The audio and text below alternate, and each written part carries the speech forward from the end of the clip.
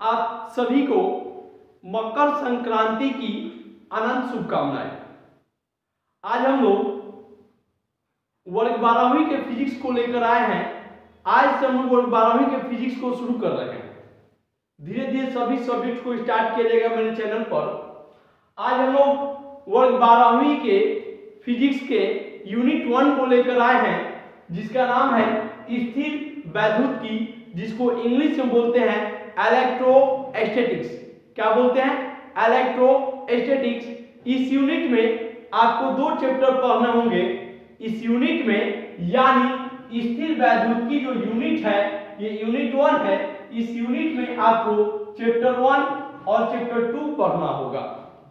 ठीक है, आगे चैप्टर 1 का नाम है हमारा आवेश एवं विद्युत क्षेत्र। आवेश एवं विद्युत क्षेत्र मतलब ये तो क्लियर हो जा रहा है कि हमको आवेश के बारे में पढ़ना है। अब इसमें पहला पॉइंट हमारा निकल कर आ रहा है स्थिर वैद्युतिकी। स्थिर वैद्युतिकी जिसको इंग्लिश में बोलते हैं हम लोग इलेक्ट्रोस्टैटिक्स।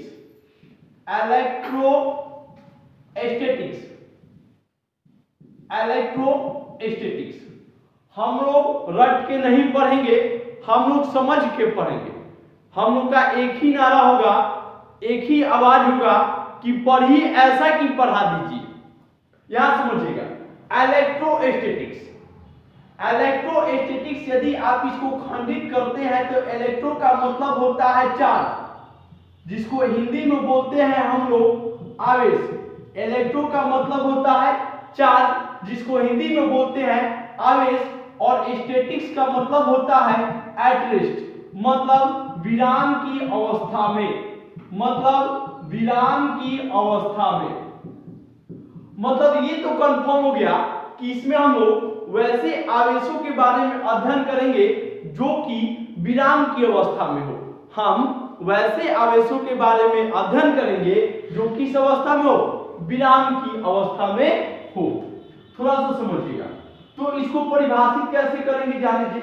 विज्ञान की वह शाखा जिसमें स्थिर आवेशों के बारे में अध्ययन किया जाता है उसे स्थिर वैद्युतिकी कहते हैं। फिर से यहां लिख देता हूं मैं, स्थिर आवेशों के बारे में अध्ययन किया जाता है। स्थिर आवेशों के बारे में, स्थिर आवेशों के बारे में अध्ययन किया जाता है। स्थिर आवेशों के बारे में अध्ययन किया जाता है। ठीक है, यहां तक कोई दिक्कत नहीं। फिर से एक बार रिवाइज करता हूं। स्थिर वैद्युतिकी जिसको इंग्लिश में बोलते हैं इलेक्ट्रोस्टैटिक्स।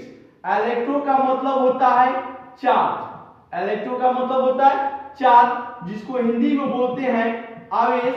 और स्टैटिक्स का मतलब होता है, और स्टैटिक्स का मतलब होता है एट रेस्ट। स्टैटिक्स का मतलब होता है at rest, means to say that विराम की अवस्था में।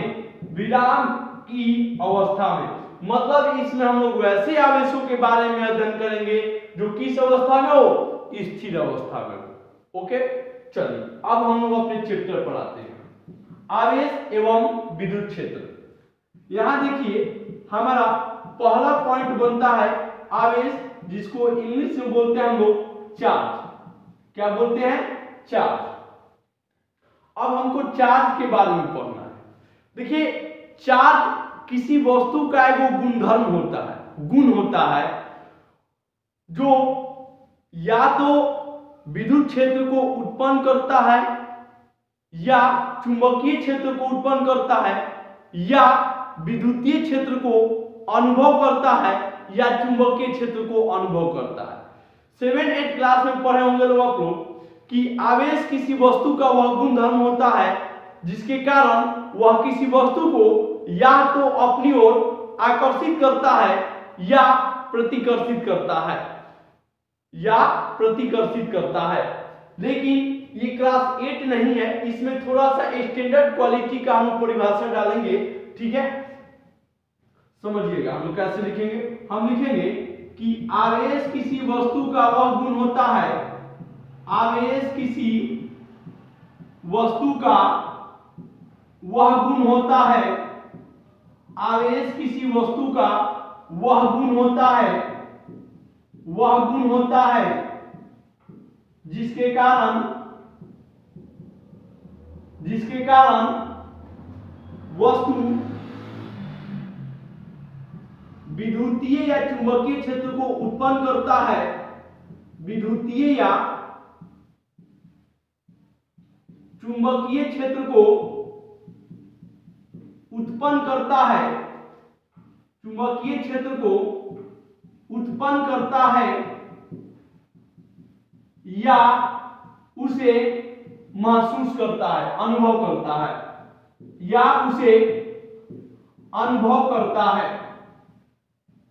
ओके, आवेश किसी वस्तु का एक ऐसा गुण होता है जिसके कारण वह या तो विद्युतीय क्षेत्र को उत्पन्न करता है या चुंबकीय क्षेत्र को उत्पन्न करता है, या यदि उस वस्तु में पहले से विद्युतीय क्षेत्र उत्पन्न है या चुंबकीय क्षेत्र उत्पन्न है तो वह उसे अनुभव करता है।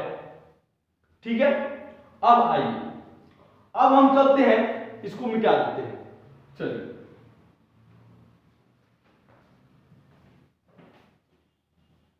चलिए आगे हम बढ़ते हैं। अब हम चलते हैं, समझिएगा, आवेश की संकल्पना। आवेश के पहले प्रकार पर चलते हैं। आवेश के प्रकार, टाइप्स ऑफ चार्ज। आवेश दो प्रकार के होते हैं, पहला धनात्मक आवेश, दूसरा ऋणात्मक आवेश।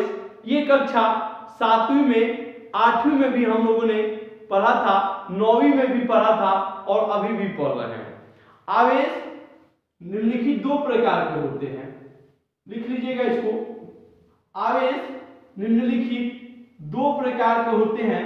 पहला होता है धनात्मक आवेश, धनात्मक आवेश, दूसरा ऋणात्मक आवेश, दूसरा ऋणात्मक आवेश।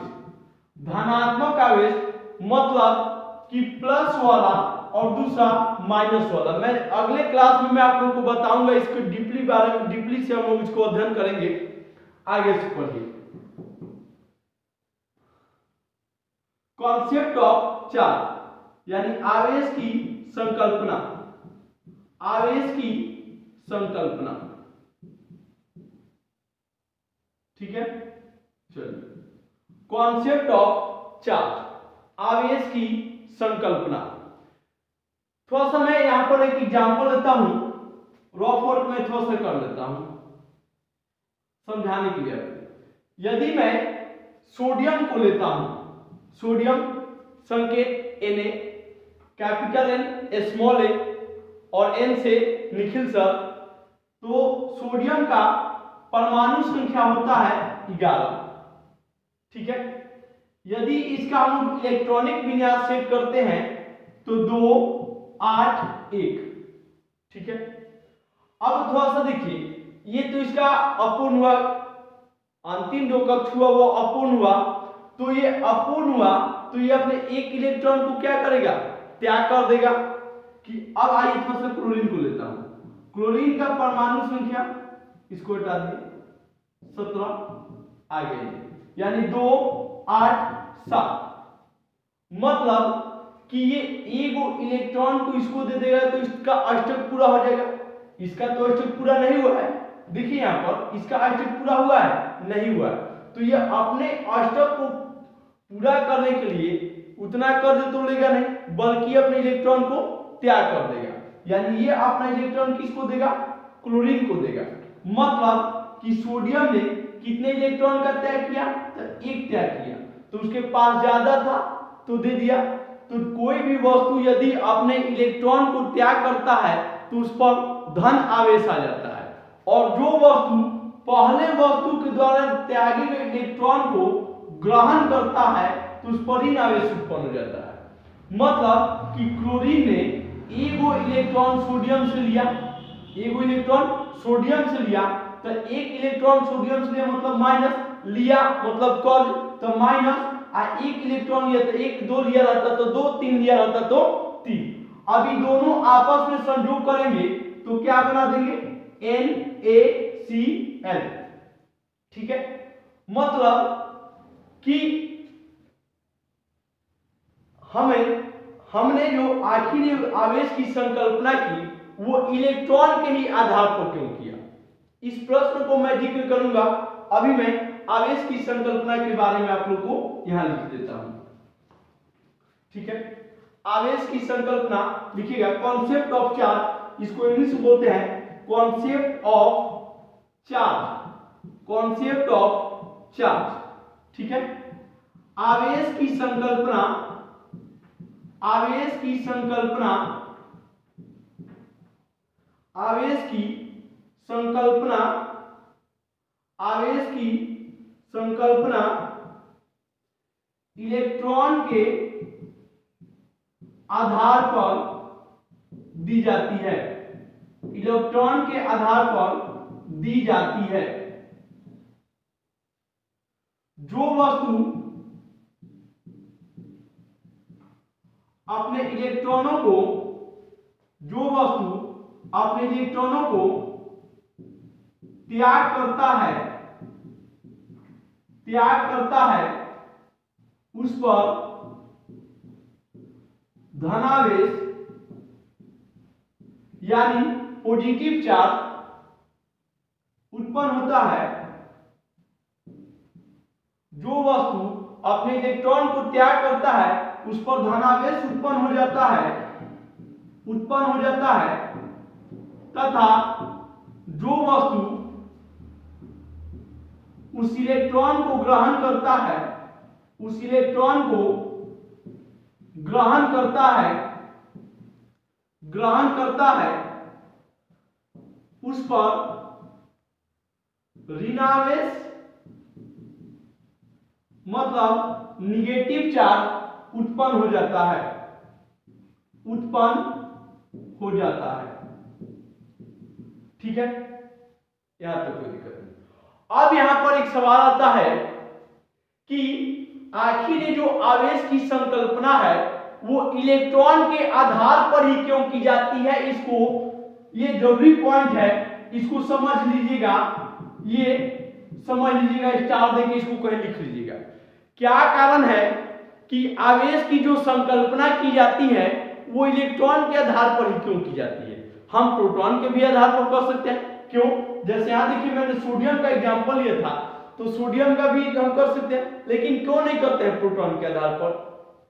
हम क्यों नहीं करते हैं इस बात को आइए जानते हैं, जान लीजिएगा कि क्यों नहीं करते हैं। जैसे क्वेश्चन हमारा क्या बनेगा, क्वेश्चन बनेगा कि आवेश की संकल्पना, इसको लिख लीजिएगा, आवेश की संकल्पना, आवेश की संकल्पना, आवेश की संकल्पना प्रोटॉन के आधार पर क्यों नहीं की जाती है। प्रोटॉन के आधार पर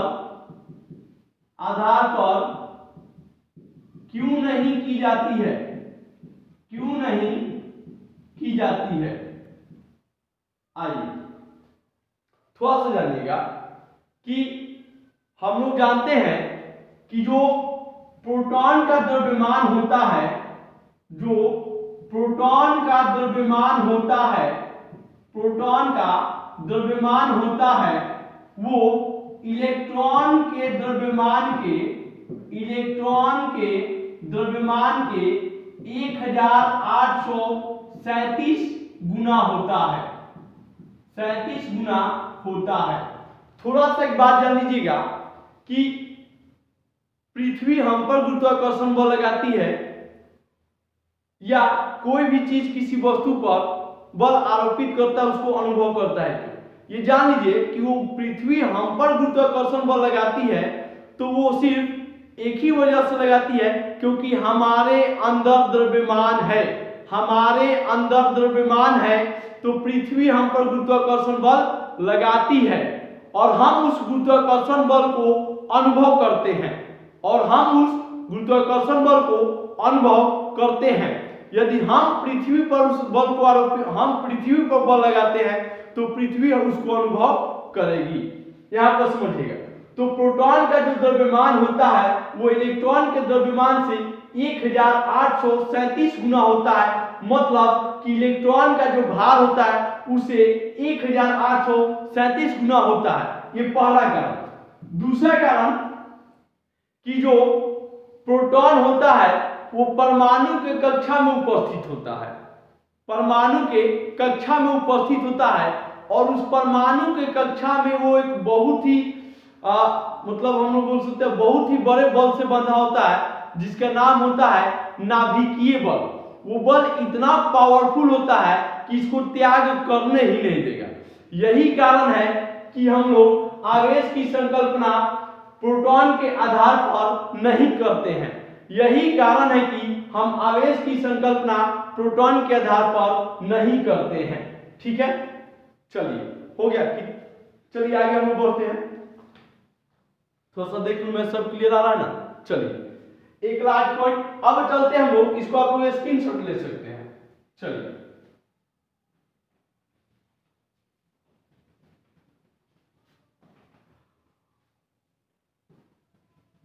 जो भी बच्चे यदि ऑनलाइन क्लास करना चाहते हैं तो वो मेरे पर्सनल नंबर 7739403014 पर मैसेज करके या कॉल करके क्लास को ज्वाइन कर सकते हैं।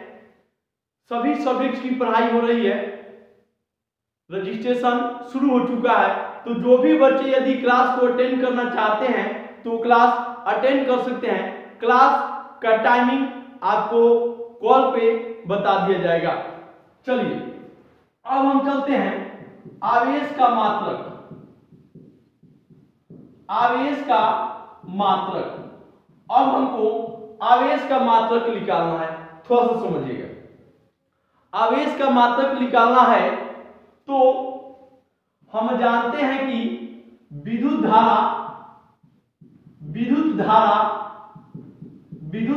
बराबर होता है, क्या होता है जी, आवेश बटा समय। क्या होता है, आवेश बटा समय। तो हमको आवेश का वैसा ही मात्रक निकालना है, चाहे सीजीएस मात्रक निकालना है, तो इसके डिनोमिनेटर में कुछ नहीं है तो 1 है, क्रॉस मल्टीप्लीकेशन। तो आवेश बराबर विद्युत धारा गुने समय। ओके, अब चलिए हम निकालते हैं। यदि एसआई मात्रक निकालते हैं आवेश का, एसआई मात्रक, ठीक है, एसआई मात्रक निकालते हैं तो आवेश Q बराबर हो जाएगा, विद्युत धारा का एसआई मात्रक होता है एम्पियर गुने समय का होता है सेकेंड, यानी आवेश का सीजीएस मात्रक हो जाएगा एम्पियर सेकेंड, जिसे हम कहते हैं कूलम्ब। क्या कहते हैं, कूलम्ब। ठीक है, यानी आवेश का एसआई मात्रक होता है कूलम्ब। यदि हम सीजीएस मात्रक चलते हैं तो आवेश का सीजीएस मात्रक होता है स्टेट कूलम्ब। क्या होता है, स्टेट कूलम्ब होता है। और आवेश का सबसे बड़ा मात्रक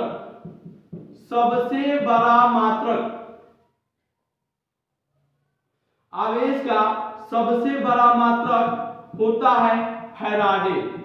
क्या होता है, फैराडे, जिसको सूचित करते हैं कैपिटल F से। ठीक है, अब जान लीजिए संबंध क्या होता है। एक फैराडे का कूलम्ब से क्या संबंध होता है जान लीजिए। कूलम्ब को कैपिटल C से सूचित करते हैं। एक फैराडे बराबर होता है 96,500 कूलम्ब। ठीक है, ये पहला मेरा क्लास रहा।